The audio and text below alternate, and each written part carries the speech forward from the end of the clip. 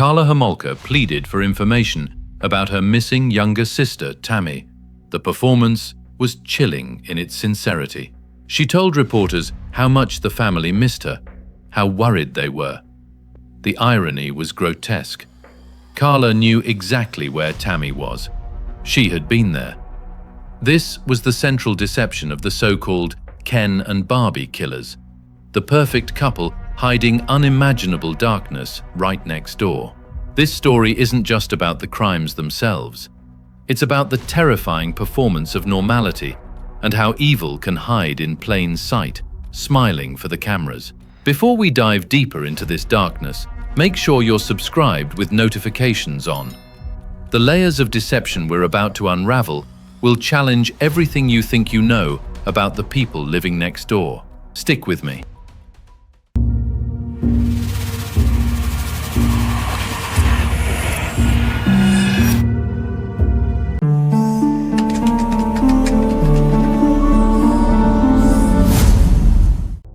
To understand the monster, we have to go back to the very beginning, to the foundation built on a fundamental lie. Paul Bernardo was adopted as an infant. It was a fact he would learn later in childhood. But the secrecy surrounding his origins planted an early seed of something twisted. He grew up with a story that wasn't entirely true, and in many ways, he would spend his life constructing his own fictions. The signs were there early. Childhood cruelty to animals, a pattern of pathological lying so ingrained it became his default reality. He wasn't just a troubled kid. He was developing the core traits of narcissistic personality disorder, a profound sense of entitlement, a lack of empathy, a need for control. He learned to mirror what people wanted to see, perfecting a charming exterior. Meanwhile, Karla Homolka was growing up in a different kind of prison, a strict, controlling household. She was seeking an escape, a way out of the mundane. When she met Paul Bernardo at a pet store in 1987, it wasn't just a meeting of two people. It was the alignment of two dysfunctional personalities. For Karla, he represented excitement and freedom.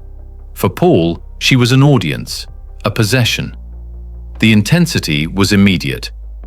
He began manipulating her almost from the start, testing her boundaries, molding her into the accomplice he needed. Their relationship became a closed circuit, a world unto itself where his dark fantasies could start to take root, far from the judgment of the outside world. This was the house they built, and it was constructed entirely on lies. But the private world Bernardo was building with Karla wasn't enough. The fantasies needed a wider stage, and so the predator stepped out of the shadows. Beginning in 1987, the suburbs of Scarborough, Ontario, were gripped by terror. A serial rapist was hunting women in their own homes, and he was methodical, confident, and utterly ruthless. He became known as the Scarborough Rapist. His planning was meticulous. He would stalk neighborhoods, learning routines, identifying vulnerable points of entry. He preferred ground-floor apartments, often cutting phone lines before attacking. The attacks followed a chilling pattern: a sudden, violent entry, a threat with a weapon, and then a horrifyingly controlled assault. He would often talk to his victims during the attacks, using rehearsed lines designed to intimidate and dehumanize. He wasn't just committing a crime, he was performing a script, playing the role of the powerful predator. This was a rehearsal, a way to refine his technique and feed his ego. Each successful attack made him bolder. The public terror grew with each new police bulletin. Women were buying extra locks, avoiding going out alone at night. The police frustration mounted. They had a phantom, a pattern of violence, but no suspect. They didn't know they were dealing with a young, handsome man who could blend in perfectly, who could smile and charm his way past any suspicion. This was part of his power, the ability to wear the mask of normalcy by day and shed it by night. And what about Carla? She wasn't in the dark. Bernardo would boast to her about the attacks. He shared his thrill, his sense of power. This was a critical part of their bond, the sharing of a terrible secret. At first, she may have been a reluctant listener, but gradually she became part of the fantasy. He was grooming her, testing her loyalty, drawing her deeper into his world. The rapes were a bridge between his internal fantasies and the ultimate violence that was to come. They were the escalation, the proof that he could act with impunity. The Scarborough Rapist wasn't just a separate chapter, he was the prologue to murder. The control he exerted over those victims was a dry run for the absolute control he would soon demand over Carla, and ultimately over the lives he would take. The line was about to be crossed, and the descent into unimaginable darkness was accelerating.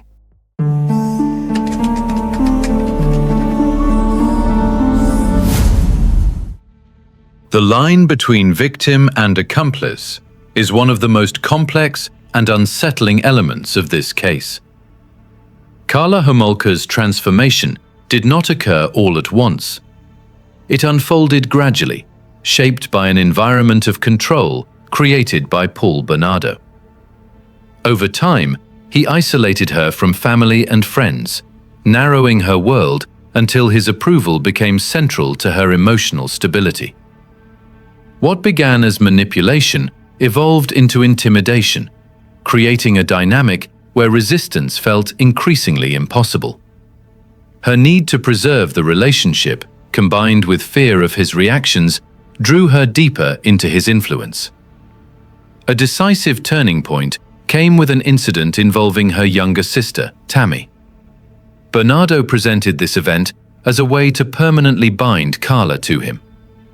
Carla assisted in giving her sister a substance that left her unable to respond, enabling actions that were later documented. During this incident, Tammy became critically unwell. The recordings later revealed a disturbing lack of urgency. This moment marked an irreversible collapse of moral boundaries.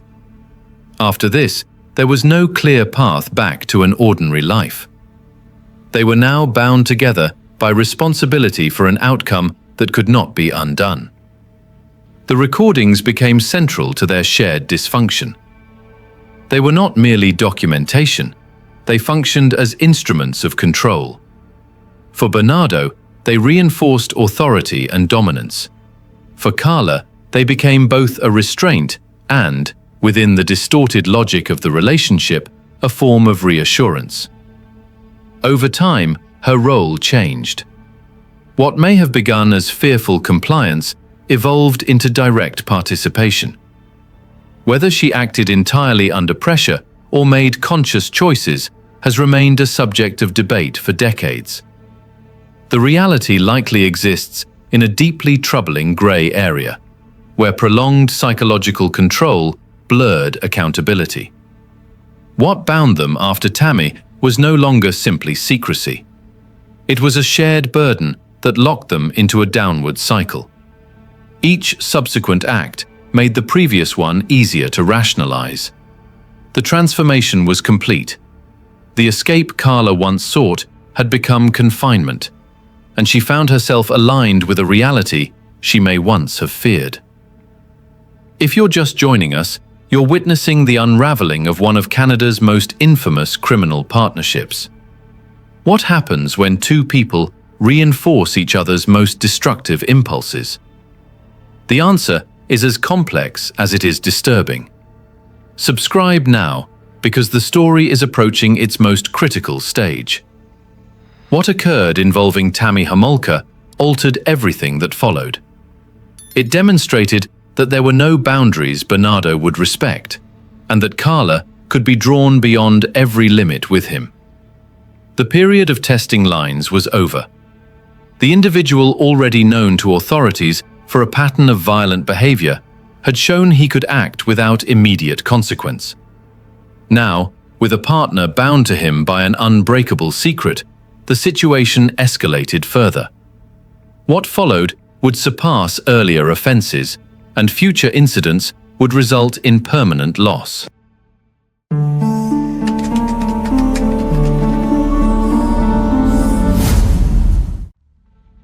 In late 1990, a family gathering at the Homolka home became the setting for a profound betrayal. What occurred that night was not spontaneous.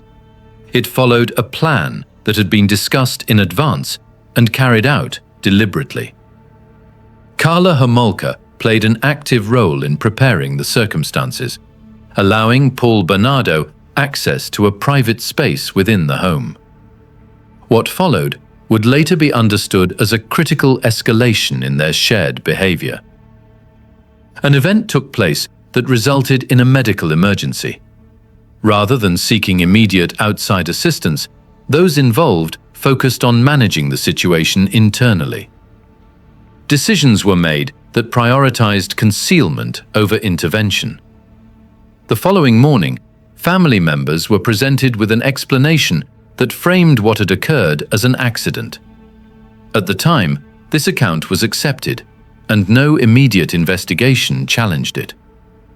The psychological consequences of this incident were significant. For Bernardo, it reinforced a sense of control and invulnerability. For Homolka, it marked a point from which retreat was no longer possible. She had become directly involved in an outcome with irreversible consequences involving her own family. Any possibility of distancing herself or disclosing earlier behavior was effectively eliminated.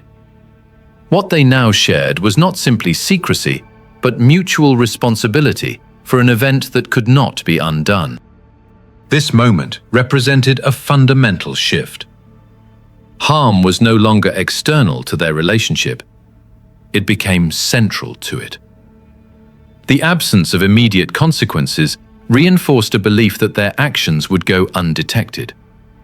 Authorities accepted the explanation that had been offered, and the matter appeared closed. This reinforced a dangerous sense of confidence. What followed was escalation. Earlier behavior had involved intrusion and control. Now, the threshold had been crossed into irreversible loss within what should have been a safe environment. The acceptance of their explanation created the illusion that there were no limits to what they could do without consequence. This belief would shape what came next. The boundaries that once existed were gone. If such actions could occur within their own family without detection, there was little to restrain future behavior involving others. In the months that followed, this belief would lead to further events that expanded the scope of harm and ultimately brought national attention. The perceived success of their Christmas cover-up bred a terrifying confidence. The earlier attacks had been about power and rehearsal. Tammy's loss was a brutal, intimate betrayal. What came next was a calculated fusion of both. The cold, predatory targeting of a stranger combined with the prolonged captivity they had practiced in private. Their operation shifted from Toronto to the quieter, more trusting community of Burlington, Ontario. Here, on June 15, 1991, a chain of events began that would leave an entire region paralyzed with fear. Leslie Mahaffy was 14 years old. She had sneaked out of her house that night after a disagreement with her parents over a missed curfew. In the early hours of the morning, she found herself locked out, sitting on the porch steps, waiting for a reasonable hour to wake her family. This simple, teenage act of frustration placed her directly in the path of Paul Bernardo. He was driving, searching. He saw a vulnerable young girl, alone in the pre-dawn darkness. It was an opportunity he couldn't resist. He approached her, and with the same charm he used to disarm his earlier victims, he convinced her to get into his car. The abduction was shockingly simple.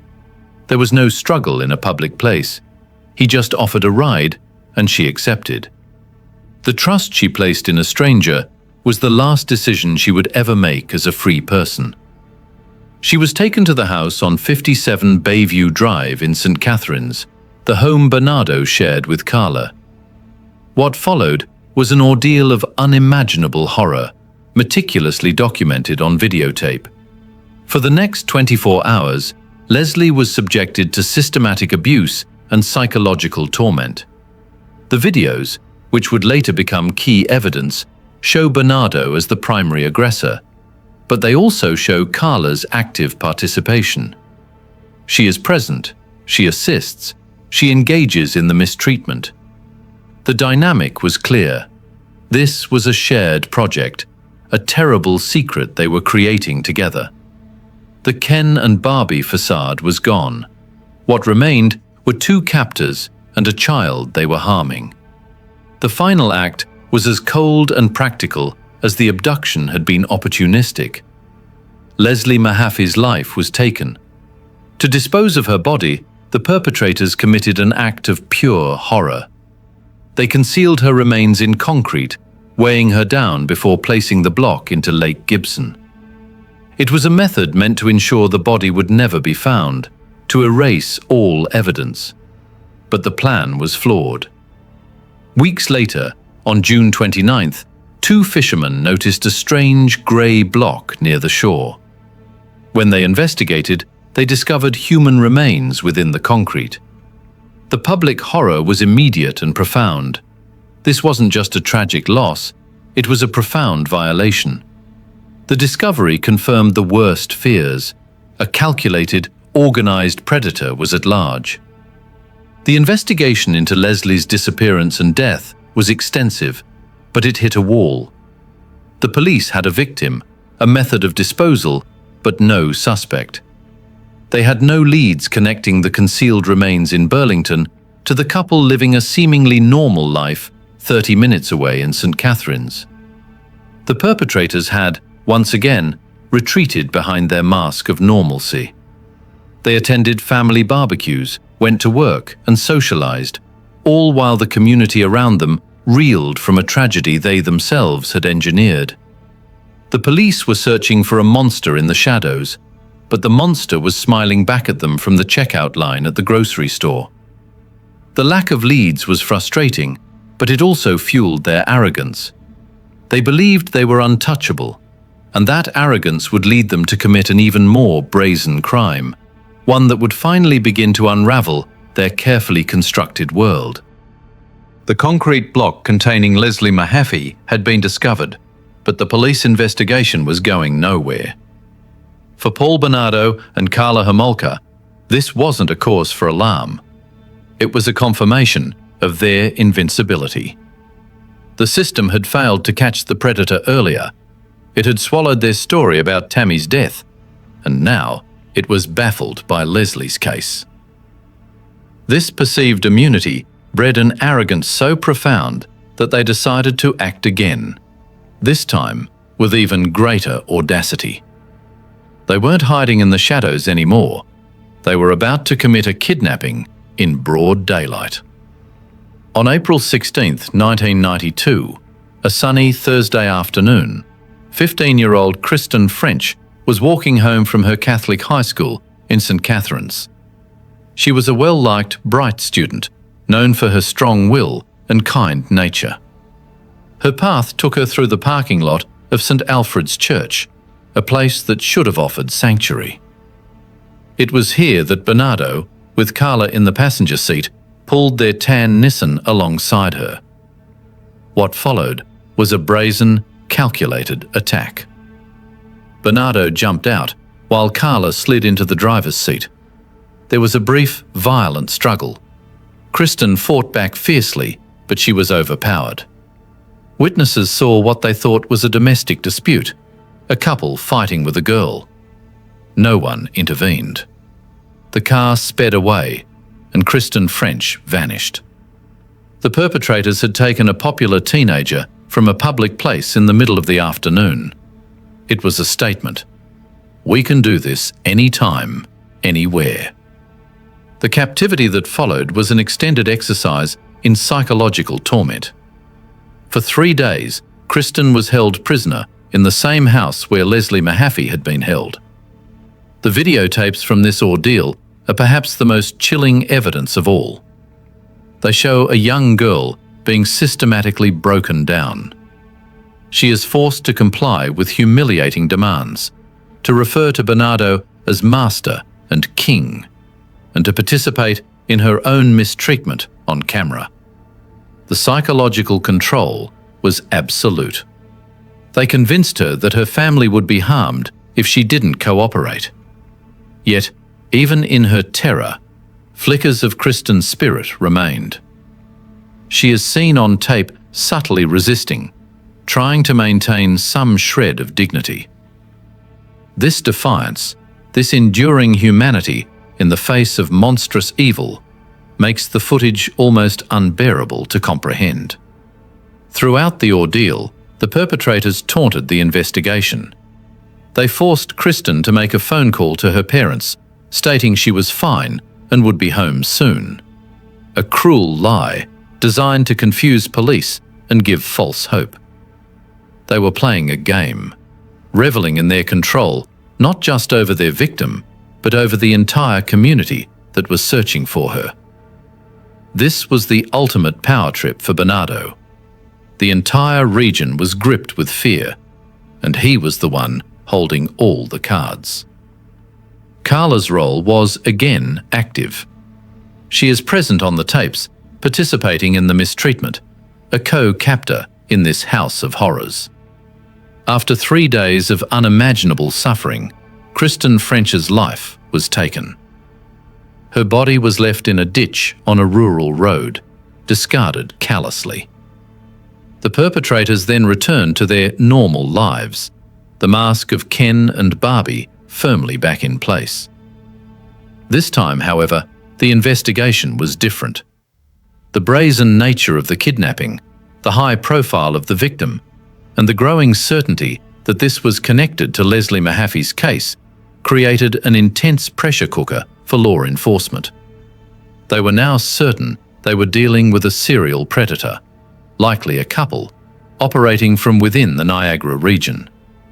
The net hadn't closed yet, but it was beginning to tighten. The very recklessness that had made Kristen's abduction possible, the daylight strike, the witness sightings, would provide the first fragile threads that investigators would soon start to pull. The mask was still on, but it was beginning to crack under the weight of their own escalating audacity. The perfect life they had constructed was about to implode from within. If the depth of this evil is hitting you, you're not alone. This is a story that forces us to question the very nature of deception. How do we process this? The answer is as complex as the case itself. Downfall is your space for these difficult conversations. Subscribe now, because the collapse of this deadly partnership is just ahead.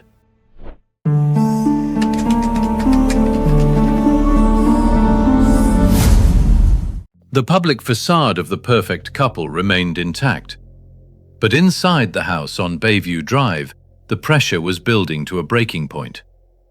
The shared crimes that had once bound Paul Bernardo and Carla Homolka together were now beginning to tear them apart. The dynamic of their relationship, always toxic, was shifting. Bernardo's egomania, fed by the success of the abductions and killings, was becoming uncontrollable. He no longer saw Carla as a partner in crime. She was now just another possession to be dominated, another audience for his cruelty. The private violence that had always been part of their life began to spill over, creating visible cracks in their carefully constructed world. Carla's mental and physical state deteriorated rapidly. The psychological toll of participating in the crimes, coupled with the constant fear of Bernardo's rage, was crushing her. The physical abuse intensified, leaving her with bruises and injuries that were increasingly difficult to conceal from her family and co-workers. She later described a state of constant terror, living under the threat of what he might do if she ever tried to leave. This wasn't the exciting escape from her controlling childhood she had once sought. It was a prison far more brutal. The woman who had once actively participated in the mistreatment of Kristen French was now being systematically broken down herself. The monster she had helped create was turning on her. The first significant crack in their united front appeared when Carla's parents, increasingly concerned about her well-being, staged an intervention. They confronted Bernardo about the abuse they suspected. Instead of backing down, his narcissism flared. He was insulted, defensive. This external scrutiny was a threat to his control. The incident forced Carla to choose momentarily between her family and her abuser. In that moment, the seed of an idea was planted. Perhaps there was a way out. Meanwhile, Bernardo's own behavior was becoming recklessly arrogant. He began boasting more openly to acquaintances, making veiled, disturbing comments about the crimes that were gripping the region. He was toying with the idea of getting caught, craving the notoriety he felt he deserved. He was losing the discipline that had kept him safe for so long. The turning point came during a violent argument in early 1993. In a rage, Bernardo attacked Carla with such ferocity that she genuinely feared for her life. It was this specific incident, this brush with death at the hands of the man she had followed into darkness, that crystallized her decision. The bond forged by shared secrets was shattered by the immediate threat of her own ending. Survival instinct finally overrode twisted loyalty. She began to secretly contact a lawyer, exploring her options. She knew that going to the police meant confessing to her own role in unimaginable crimes. But staying with Paul Bernardo now meant almost certain death. The accomplice was preparing to become the star witness. The mask of Ken and Barbie was not just cracking, it was about to be violently ripped off, and the betrayal that would unravel everything was set in motion. The hunter was about to become the hunted, and it would be his own partner who would lead the authorities to his door. The decision to go to the police wasn't an act of conscience. It was a cold, calculated survival strategy. Carla Homolka wasn't walking into a police station to unburden her soul. She was making a deal. Her lawyer initiated contact with the Niagara Regional Police in February of 1993, setting in motion one of the most controversial plea bargains in Canadian legal history. Her strategy was meticulously crafted. She would present herself not as a co-conspirator, but as a terrified victim of Paul Bernardo's overwhelming abuse. She was a battered woman who had been coerced into participating in crimes against her will, living under the constant threat of death if she disobeyed. The negotiations were complex and fraught with tension. The police and Crown prosecutors were desperate. They had 2 deceased teenage girls, a serial predator who had evaded capture for years, and no solid suspects. Carla was offering them the key to it all. But what did she want in return? Full immunity was her opening position. The prosecutors balked. They knew she was far more involved than she was letting on. The resulting plea bargain was a compromise that would ignite public fury for decades. In exchange for her full cooperation and testimony against Bernardo, Carla Homolka would plead guilty to 2 counts of manslaughter. The sentence? A stunning 12 years in prison. With time served, she could be free in just a few years. The charge of manslaughter implied a lack of intent, a narrative that portrayed her as a passive participant dragged along by a monster. What the prosecution didn't know at this critical juncture was the full extent of the evidence. They had Carla's confession, which was damning for Bernardo, but they were operating in the dark about the videotapes. They didn't know that a visual record existed that would starkly contradict Carla's portrayal of herself as a helpless bystander. They believed her story of coercion because it fit a pattern they understood, and because the prize, convicting the predator responsible for the deaths of Leslie Mahaffy and Kristen French, seemed worth the cost. They were making a deal with a devil they knew to catch a devil they believed was far worse. This betrayal was the masterstroke that would ultimately unravel Paul Bernardo's world.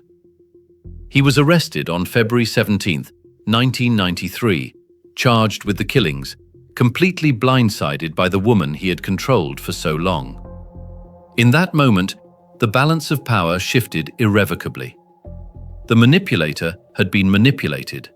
The predator was now caged. Carla, in a final, calculated move to secure her own future, had handed her partner over to the justice system. She had traded his freedom for hers, betting that her version of events would hold up.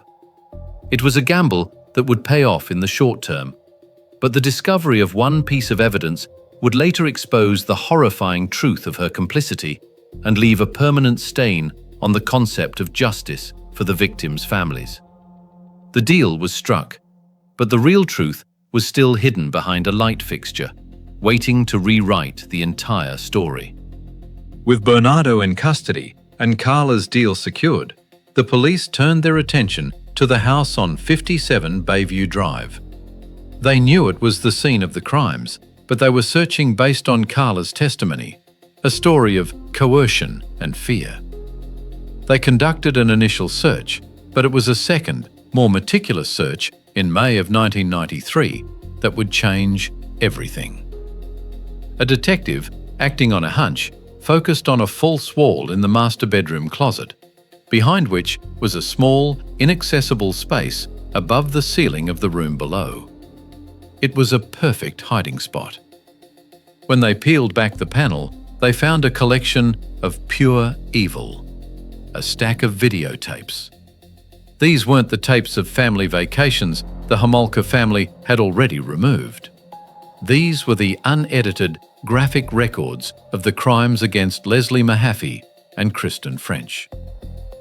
The discovery was a seismic shock to the investigation. The prosecutors, who had cut the deal with Carla, now had visual proof that her story of being a terrified, coerced victim was, at best, a significant oversimplification. The tape showed her as an active, participatory accomplice. She wasn't just present, she was engaging with the victims, following Bernardo's commands with apparent willingness, and at times, initiating cruelty herself. This evidence was undeniable. It confronted the legal team with the horrifying scale of their miscalculation. They now possessed proof of calculated cruelty that was far more extensive than anything Carla had described. The tapes sealed Bernardo's fate absolutely. There was no defense against them. But they also created a monumental legal and ethical problem. The plea deal with Carla Homolka had already been signed. To renege on it would jeopardize the entire case against Bernardo. They were trapped. They had to proceed with the deal, knowing they had effectively granted a lenient sentence to a woman who was far more complicit than they had ever imagined. For the families of the victims, the revelation of the tapes was a second, unimaginable trauma. It wasn't enough that their daughters had been killed. The details of their final hours, their suffering and fear, were now permanent records. The existence of these tapes added a layer of violation that deepened the tragedy exponentially. The discovery behind the light fixture didn't just provide evidence, it redefined the entire narrative of the case, exposing the partnership's true dynamic and casting a permanent shadow over the concept of justice that was about to be served. The mask wasn't just off, it had been shattered, revealing a reality more disturbing than anyone had dared to suspect. The trial of Paul Bernardo began in the spring of 1995, and it was never going to be about a simple declaration of guilt. With the videotapes as evidence, the outcome was a foregone conclusion. Instead, the courtroom became a stage for two competing performances: the prosecution's methodical presentation of a monster and Bernardo's desperate display of wounded narcissism. He entered the proceedings not as a cowering criminal, but as a man who believed he could still control the narrative. He dressed impeccably, maintained eye contact with the jury, and took detailed notes, projecting the image of a wrongly accused intellectual.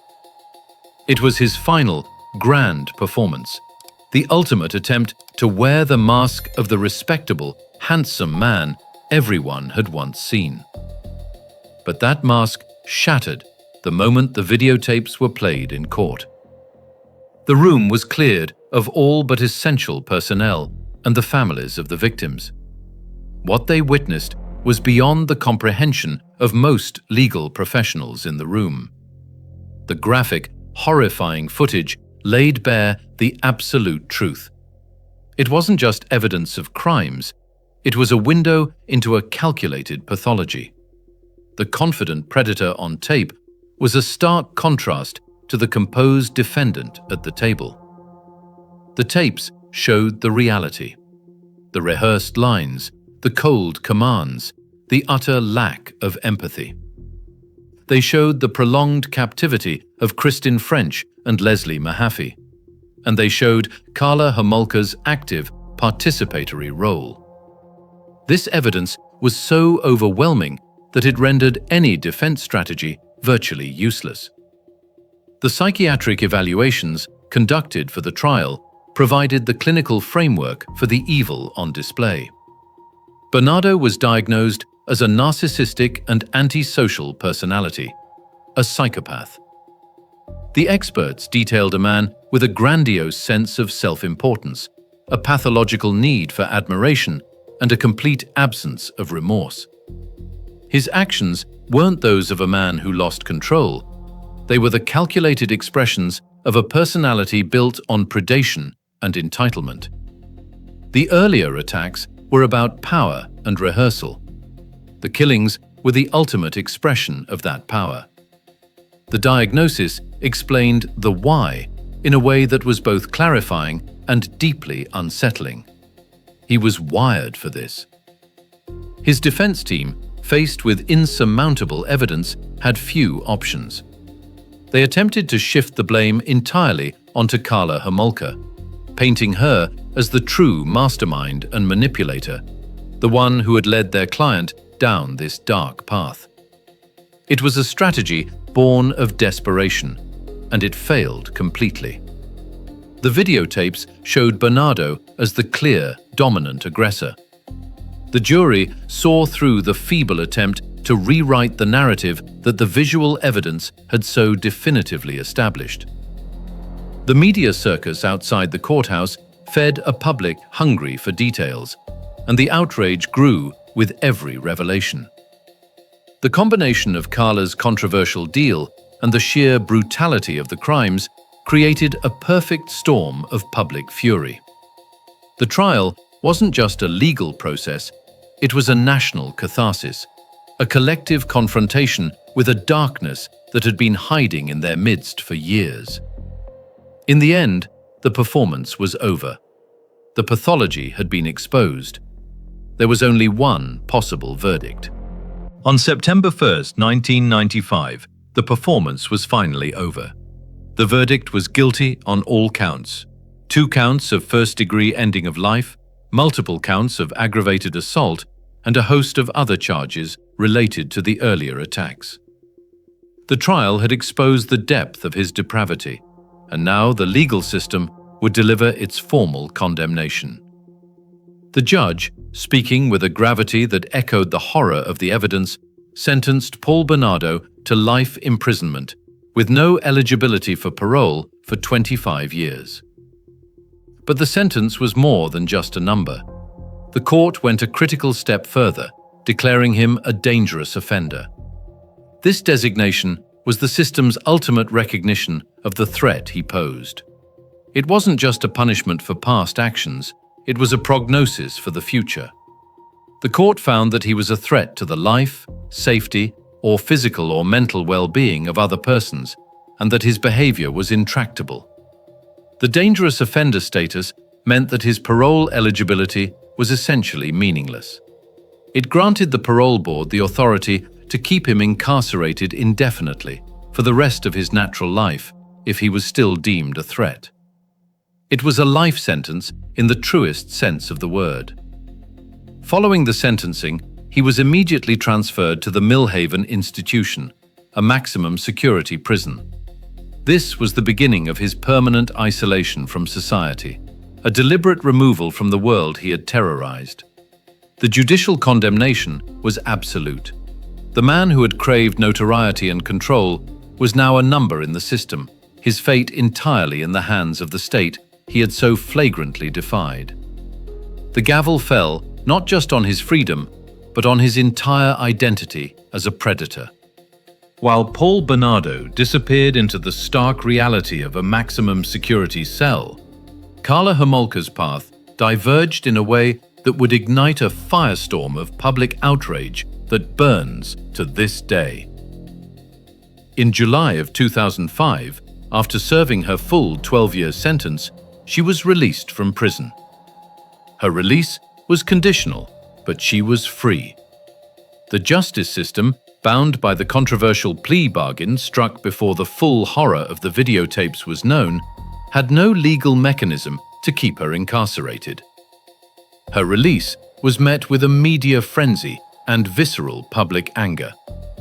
Protests were organized at the prison gates. Talk radio and newspaper editorials condemned the deal as a catastrophic failure of justice. For the families of Leslie Mahaffy and Kristen French, it was a second, profound betrayal. They had watched the woman who participated in the cruelty toward their daughters walk away after a sentence that felt more like a timeout than a punishment. The legal system scrambled to impose controls. She was subject to a series of strict conditions, including a lifetime weapons ban, an order to stay away from the victims' families, and an obligation to report any romantic relationships to authorities. But the most significant measure was the creation of a new identity for her. Upon release, Karla Homolka effectively vanished, given a new name and a new life by the state, a privilege her victims were never afforded. This act, necessary for public safety, felt to many like a reward. The debate about whether justice was served became a national conversation. Had the system been outmaneuvered by a manipulative offender, or was the plea bargain, however distasteful, the only way to ensure Bernardo's conviction? The controversy only deepened when, years later, she was spotted living a seemingly ordinary life in a Quebec suburb, married with children. The image of her building a family, of experiencing the milestones of life that she had helped steal from Leslie, Kristen, and Tammy, was salt in a wound that would never heal. The ongoing debate centers on a fundamental conflict. Was Karla Homolka a battered woman who acted under extreme duress, a victim herself who deserved a path to rehabilitation? Or was she a willing, calculating accomplice who manipulated the justice system to escape the consequences of her actions?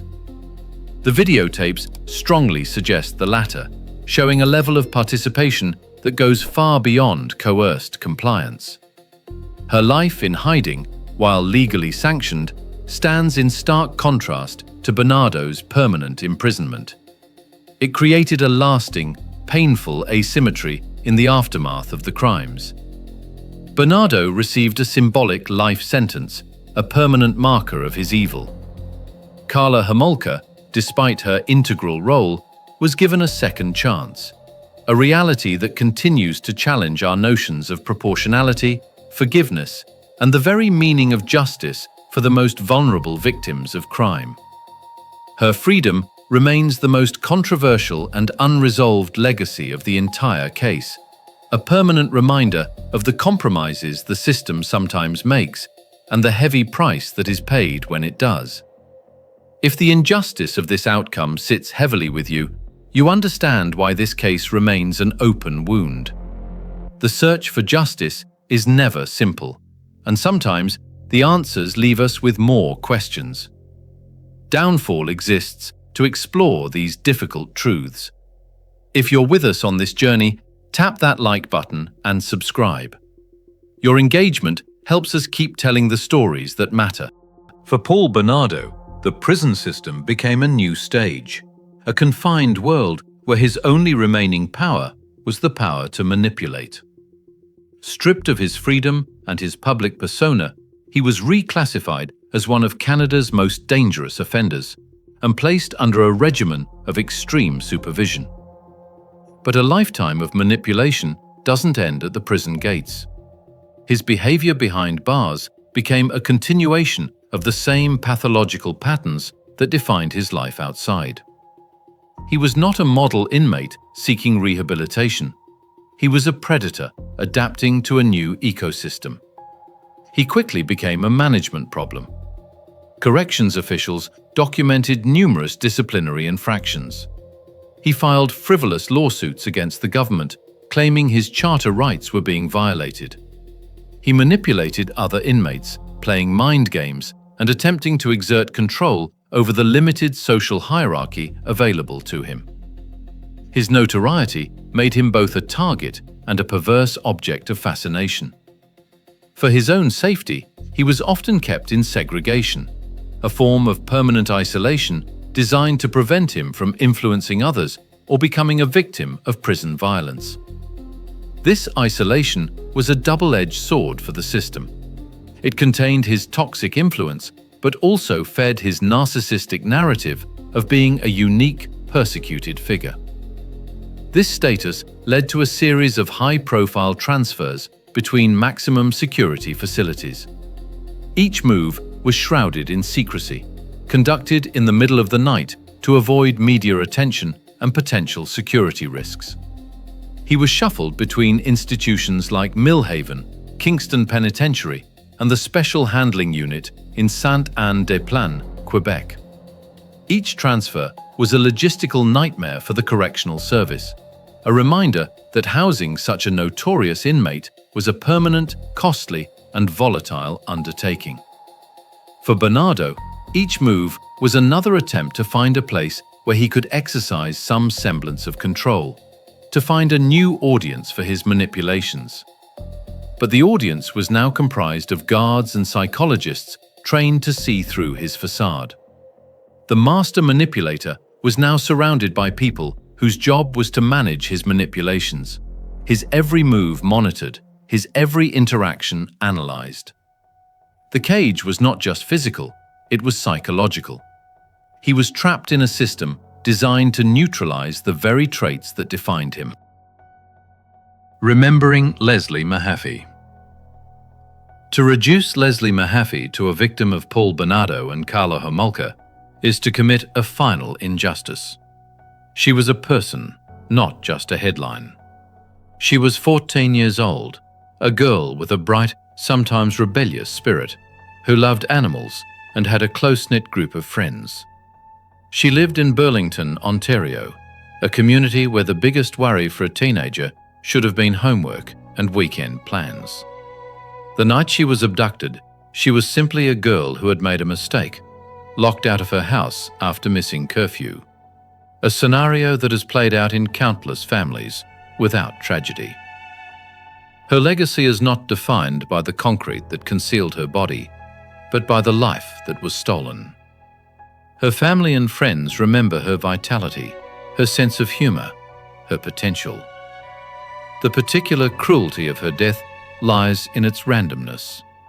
She was not targeted for who she was, but for where she was at a vulnerable moment. She was an opportunity for predators. Remembering Leslie means remembering that these crimes destroy entire worlds.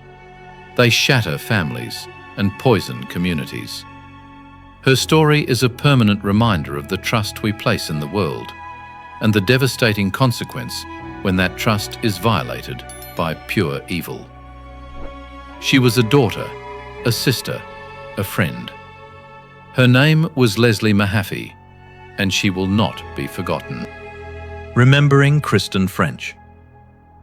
Kristen French was 15 years old, known for her strong will, her academic dedication, and a deep sense of faith. She was abducted in a church parking lot, a detail that underscores the brazen contempt her captors had for any notion of sanctuary. But to remember Kristen only for the manner of her death is to miss the person she was. She was a spirited and compassionate young woman, described by those who knew her as someone who stood up for others and had a clear sense of right and wrong. Even in the videotaped horror of her captivity, glimpses of that defiant spirit broke through, subtle resistances, a refusal to be completely broken. This enduring humanity in the face of calculated evil is her true legacy. Her abduction from a public place in broad daylight sent a shockwave of fear through an entire region, shattering the illusion of safety. The community of St. Catherine's was forced to confront a predator who operated not in shadows, but in the light of day. Kristen's tragedy became a collective trauma. Her loss is memorialized in her community, a permanent reminder of a life filled with promise. She had aspirations, a future that was violently erased. Remembering Kristen French means honoring not just the victim, but the vibrant, strong-willed individual whose potential was stolen. Her name was Kristen French, and she will not be forgotten. Remembering Tammy Homolka. The loss of Tammy Homolka stands apart in its particular cruelty, the ultimate betrayal within a family. She was 15 years old, Carla's younger sister, a girl who should have been able to trust her family implicitly. Her death on Christmas Eve 1990 was not a random act by a stranger, but a premeditated assault orchestrated by her own sister and brother-in-law, disguised as a tragic accident.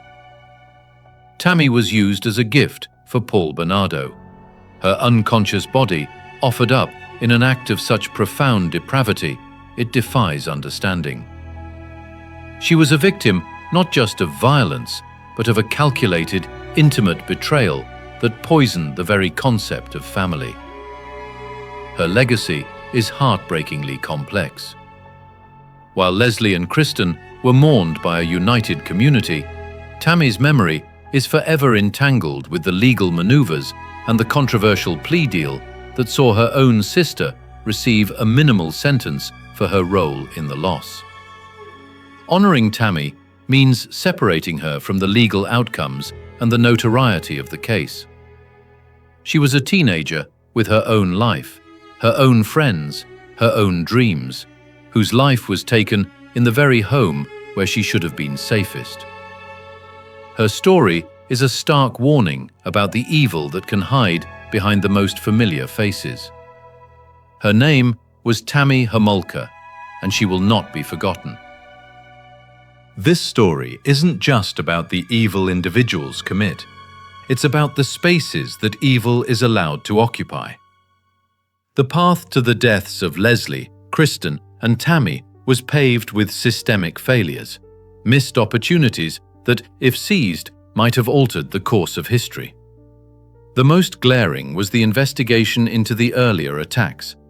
For years, police had a pattern, a description, and even a prime suspect in Paul Bernardo, whose name was given to them by a former girlfriend.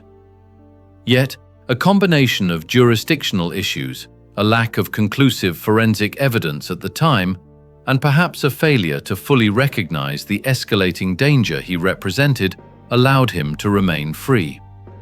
He was a predator they knew was hunting, but they couldn't close the net. That failure gave him the confidence to escalate from assault to taking lives. Then came the plea bargain with Karla Homolka, a decision made in the dark. Prosecutors, desperate to convict Bernardo for the killings, accepted a narrative of coercion without the knowledge of the videotapes that would later reveal her active participation. They traded a light sentence for her testimony, a deal that seemed necessary to secure a conviction, but felt like a profound injustice once the full truth emerged. This created a permanent scar on the case, a lesson in the dangers of cutting deals without full disclosure. The system, in its rush to put one monster away, arguably allowed another to walk free far too soon. Beyond these specific missteps were broader institutional failures. The societal tendency to dismiss the reports of assault victims, a problem that plagued the early investigations, created an environment where a predator could operate with impunity. and the inability to see through the Ken and Barbie facade, the assumption that evil looks monstrous, allowed Bernardo and Homolka to hide in plain sight. The lesson of this case is that the systems designed to protect us must be vigilant not just for the obvious monster, but for the charming manipulator, and they must be willing to question the comfortable narratives, even when they come from a seemingly cooperative witness. The cost of these failures was measured in 3 young lives. So how do we understand this? How do we make sense of a partnership that produced such calculated, cruel evil? The psychological legacy of Paul Bernardo and Karla Homolka isn't found in a single diagnosis, but in the dangerous synergy that occurred when 2 destructive personalities aligned. Bernardo was the textbook psychopath, a narcissist with a bottomless need for control and a complete absence of empathy. His crimes were about power, about reducing human beings to objects for his gratification. He wasn't driven by rage or passion, but by a cold, predatory compulsion. The earlier attacks were rehearsals. The killings were the ultimate expression of his dominance. But Bernardo alone might have remained the predator of earlier years. It was the addition of Karla Homolka that created the catalyst for taking lives. Her psychology is more complex, a mixture of profound insecurity, a desperate need for approval, and what some experts have termed malignant shame. She wasn't a psychopath in the same way Bernardo was, but she possessed a startling capacity for compartmentalization. She could participate in the cruelty toward teenagers, including her own sister, and then sit down to a family dinner, maintaining the facade of the dutiful daughter and girlfriend. This wasn't just coercion.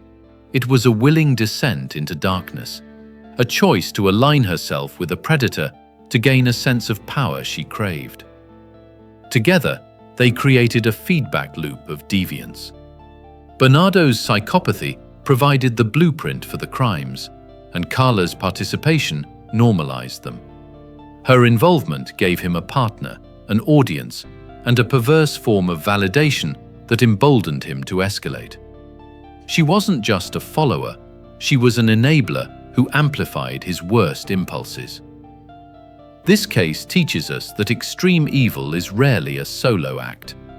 It often flourishes in the space between people, in the shared secrets and the mutual corruption that allows each participant to justify the unjustifiable.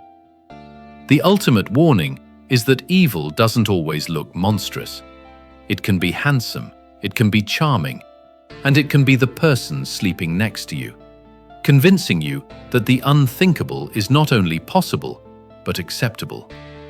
The echoes of what happened in that St. Catherine's house still reverberate through the Canadian consciousness.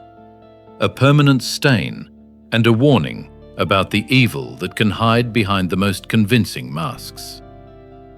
The true legacy of this story belongs not to the perpetrators, but to Leslie, to Kristen, and to Tammy.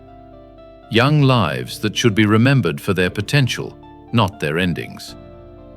Their stories challenge us to look deeper, to question the comfortable narratives, and to never forget the human cost of systemic failure. You've just watched Downfall, Inside the Criminal Mind.